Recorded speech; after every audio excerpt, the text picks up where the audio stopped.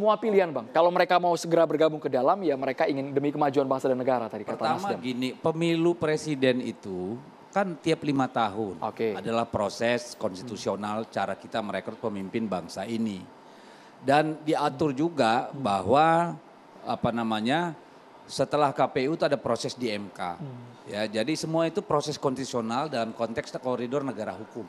Itu yang pertama. Yang kedua, demokrasi itu memang mensyaratkan keramaian, keriuhan. Karena tempat di mana semua adem-adem cuma ada di 2 jenis negara. Negara kerajaan atau negara otoriter. Demokrasi itu sejatinya memang gaduh. Jadi kalau ngotot agak karena panas nggak rakyat masalah, Bang, ya? semua sama punya hak bicara. Apalagi sekarang dengan media sosial. Jadi kalau kita berilusi negara demokratis tidak ada kegaduhan, saya kira itu jauh panggang dari api. Sudah pasti ada keramaian. Itu yang kedua. Yang ketiga, itu kenapa PD Perjuangan menolak kata oposisi. Karena dari definisinya oposisi itu memang opposite. Ya toh? Memang berbeda sekali cara pandang ekonominya, cara pandang ideologinya, cara pandang segala macamnya emang beda. Jadi pasti they always oppose the government, kan kayak gitu. Makanya kita memilih vocabulary itu di luar pemerintahan. Karena sejatinya kita juga ingin membedakan bahwa ketika kita di luar pemerintahan kita adalah penyeimbang. Jadi kalau oposisi itu tidak harus ribut-ribut, kalau kebijakannya benar kita dukung dong, pasti itu gitu. Tetapi di mana ada kesempurnaan? Justru adanya dialektika itu, adanya dinamika itulah yang melahirkan sesuatu kebijakan publik ya, arah yang lebih mendekati ideal. Tapi taringnya masih ada ya Bang Deddy ya?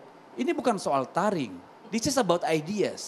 Kan itu nih, semuanya kan berpikir bagaimana bangsanya maju, rakyatnya sejahtera, pemerintahannya efisien, efektif, kan itu nih. Cuma kan cara menjalankan, cara pilihan pijakan politisnya ya, dogmanya, pilihan taktis, teknokratisnya, kan pasti ada perbedaan-perbedaan. Dan itu kan bukan untuk menghalangi, itu malah untuk menyempurnakan supaya lebih mendekati ideal. Karena tidak ada yang ideal, kan begitu nih. Jadi kita harus juga melihat posisi di luar pemerintahan itu sebagai cara beradab untuk supaya kerjaan parlemen itu tidak terjadi di jalanan. Justru harus ribut di parlemen gitu. Tetapi itu adalah dalam konteks penyempurnaan, bukan dalam konteks apa-apa harus beda gitu loh. Bang Refli. Iya, begini ya, kita harus bedakan 3 hal ini yang pernah saya sampaikan. Nation, state dengan government.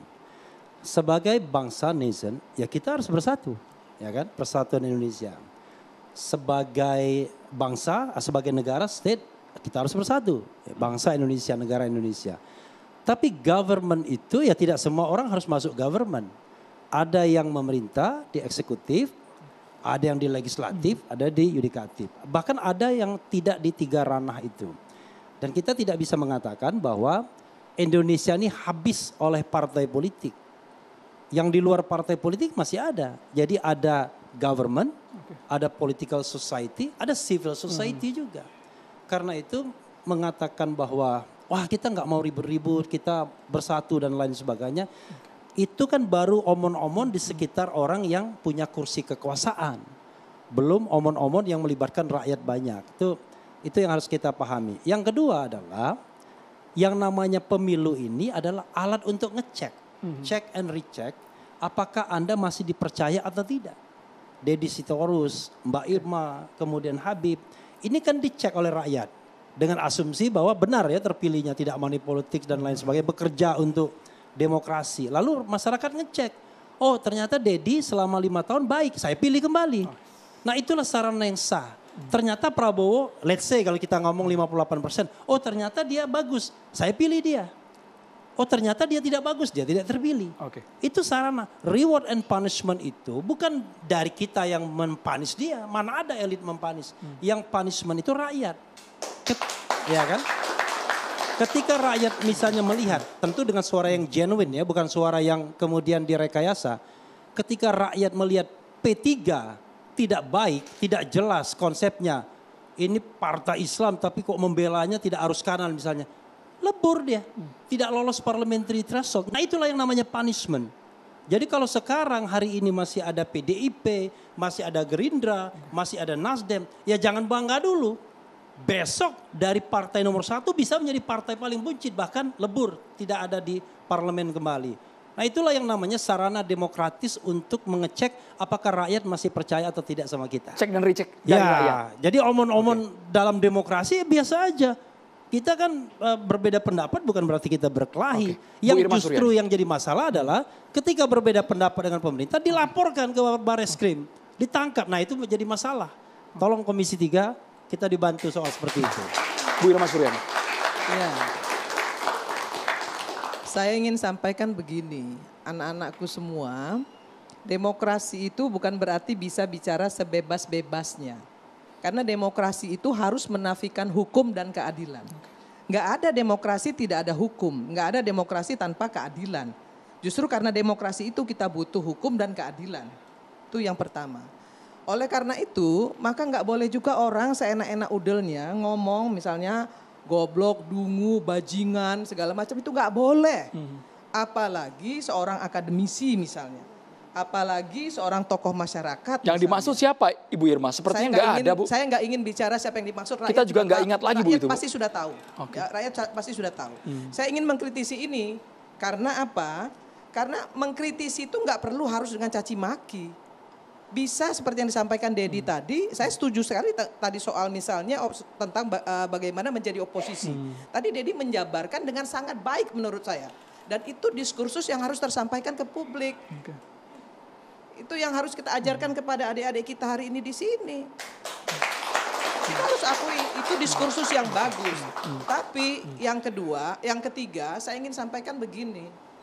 Tokoh-tokoh masyarakat banyak sekali hari ini yang tidak sependapat misalnya kemudian memaksakan diri untuk menyatakan si A benar, si B yang salah. Itu juga nggak boleh. Lah katanya demokrasi.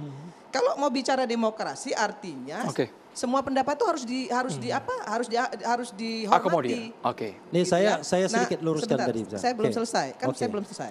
Biar Nah, rame yang sedikit. keempat ingin saya sampaikan. Yang keempat,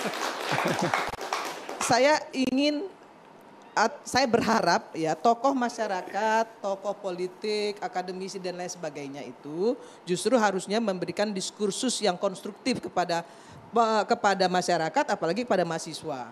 Jadi jangan ajarin, karena apa? Karena guru kencing berdiri, murid kencing berlari.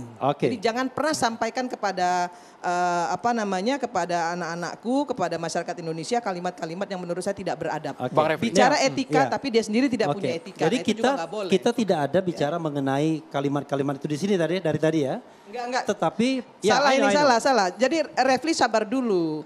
Saya tidak mengatakan untuk kalimat yang di sini. Bukan untuk forum ini. Kan ini kita bicara soal bukan untuk catatan demokrasi malam hari ini. Mbak Durasi, Jadi kita bicara itu. Jangan juga kemudian belum apa-apa sudah merasa kok saya menyindir siapa. Enggak gitu juga kali ya. Jadi kita ini saling mengingatkan lah satu sama lain. Rocky Gerung. Apalagi Refli ini kan saya tahu tersebut juga namanya termention juga. Jadi gini. Refli ini sebentar. Sedikit, Refli ini adalah pakar hukum tata negara. Oh iya, makanya karena saya pakar hukum tata negara. Jadi harus juga saya akan perbaiki cara ngomong Mbak Irma tadi, ya kan? Boleh lah biar rame sedikit. Gini, kalau kita bicara teori harus hati-hati. Demokrasi itu padanannya nomokrasi. Demokrasi itu kedaulatan rakyat, nomokrasi itu rule of law, negara hukum. Jadi itu adalah two side in one coin. Dua sisi dari mata uang yang sama. Makanya Indonesia disebut sebagai constitutional demokrasi. Jadi demokrasi yang berlandaskan hukum atau konstitusi. Jadi kalau kita bicara tentang demokrasi, itu bukan berarti demokrasi membutuhkan hukum saja. Demokrasi, kedaulatan rakyat, hukum adalah nomokrasi. Jadi kalau konsep-konsep seperti itu saya kira kita sudah selesai dengan itu. Yang jadi masalah adalah kan konsep aplikasinya. Ketika kita bicara tentang oposisi, di antara kita saja beda-beda loh cara berpikirnya. Oposisi itu apa? Karena kita sesungguhnya ketika kita ingin menolak terminologi oposisi, kita bicara mengenai Indonesia tidak mengenal oposisi. Tapi tokoh-tokoh politik selalu ngomong tentang oposisi. Makanya menurut saya yang harus kita sepakati hari ini adalah bahwa saya setuju gaya Dedi. Oposisi itu adalah kesediaan Anda berdiri di luar pemerintahan. Karena bagaimanapun harus ada partai yang di luar pemerintahan. Anda bayangkan kalau seandainya semua partai ada di dalam pemerintahan. Oh, saya bisa mengkritik. Itu kalau Anda berpikir bahwa yang namanya parlemen member itu individual basis. Anda boleh ngomong apa saja A, B, C. Tapi begitu partai politik mengatakan A, semuanya A. Even Dedi sekalipun. Hari ini dia mengatakan oposisi yes, oke?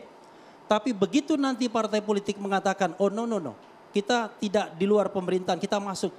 Selesai dia. Tapi itu belum putus Bang, belum putus sampai 24 Mei ya Bang Deddy Saya Sitorus ingin mengatakan bahwa di kita itu ada paradoks. Di satu sisi sistem pemerintahan presidensil, tetapi di sisi lain tidak individual basis. Saya ingin mengatakan Prabowo boleh ngambil semua partai politik dalam pemerintahannya. Tapi jangan berasumsi bahwa dia membeli semua partai politik. Harusnya semua anggota DPR itu adalah dalam tanda kutip oposisi terhadap pemerintahan. Tentu oposisi yang loyal dan konstruktif. Jadi kalau misalnya Anda mengatakan bahwa program itu jelek, Anda katakan jelek. Kalau bagus, Anda katakan bagus. Sama seperti saya. Saya akan mengatakan Prabowo bagus in some term, tetapi saya mengatakan tidak bagus. Nah, jangan sampai ketika kita tidak bagus itulah kemudian timbul masalah-masalah hukum, diadukan. Maka demokrasi tidak akan berjalan ketika teror kemudian diutamakan. Itu yang ingin saya katakan. Bang Habibur Rahman, bukan berarti kalau semuanya bergabung bisa dibeli suaranya oleh Prabowo Kalau saya Subianto. sih sebenarnya datang ke sini pengen lebih banyak mendengar daripada berbicara. Jadi kalau teman-teman pengen bicara lebih banyak dari saya nggak ada masalah. Tapi kalau saya diminta ngomong, saya ngomong. Jadi saya sepakat, ini sebetulnya baik Mbak Irma, Bang Deddy, Pak Refli, sebetulnya secara garis besar menyampaikan hal yang sama. Apa yang beda? Apalagi yang Pak Refli barusan kan sampaikan kan, oposisi itu ya parlemen yang melakukan, mengimplementasikan fungsi check and balance itu kan parlemen, yaitu DPR. Ya, kita baca konstitusi kita maupun lihat implementasinya. Kalau teman-teman ikuti, ya, rapat di komisi-komisi di DPR. Sebetulnya teman-teman ini pasti sering lihat karena kan sekarang sudah bisa dipakai kayak live gitu kan ya. Bisa diakses, live streaming, Bang, ya? bisa di streaming. Itu yang kritis tuh semua kok, dan banyak sekali kebijakan kementerian, kebijakan pemerintah yang berubah setelah dikritisi oleh teman-teman dari partai yang dikatakan ada menterinya di pemerintahan. Banyak. Saya sebut banyak tokoh-tokoh kritis yang menyampaikan kritikan yang supporting dan bisa merubah kebijakan. Ada Arteria Dahlan kalau di Komisi 3. Ada Taufik Basari. Ya. Ada kemarin Masinton Pasaribu. Ada Ripka Ciptaning. Ada Deddy Sitorus. Ya. Ada macam-macam. Loh. Iya, tapi kan dalam konteks kita melihat sebuah fenomena bisa punya definisi masing-masing. Menurut kami cukup kritis, menurut Bang Refli kurang kritis. Ya nggak apa-apa juga, itu bagian dari demokrasi juga. Jadi meskipun berada di dalam tapi tetap mereka objektif kritis ya Bang Apa yang Habibur Rahman, disampaikan Bang Refli itu kan kami serap, kami cermat dan coba kami implementasikan. Coba ya cek Pak Refli Harun ketika ada pelarangan mobilisasi massa yang Pak Gatot Nurmantio yang di Surabaya itu kami ya, kalau nggak salah ya, kami ya, ada Pak Amin Rais segala macam. Siap ya, iya kita mempersoalkan dalam raker dengan Kapolri kok, kita persoalkan kok ya.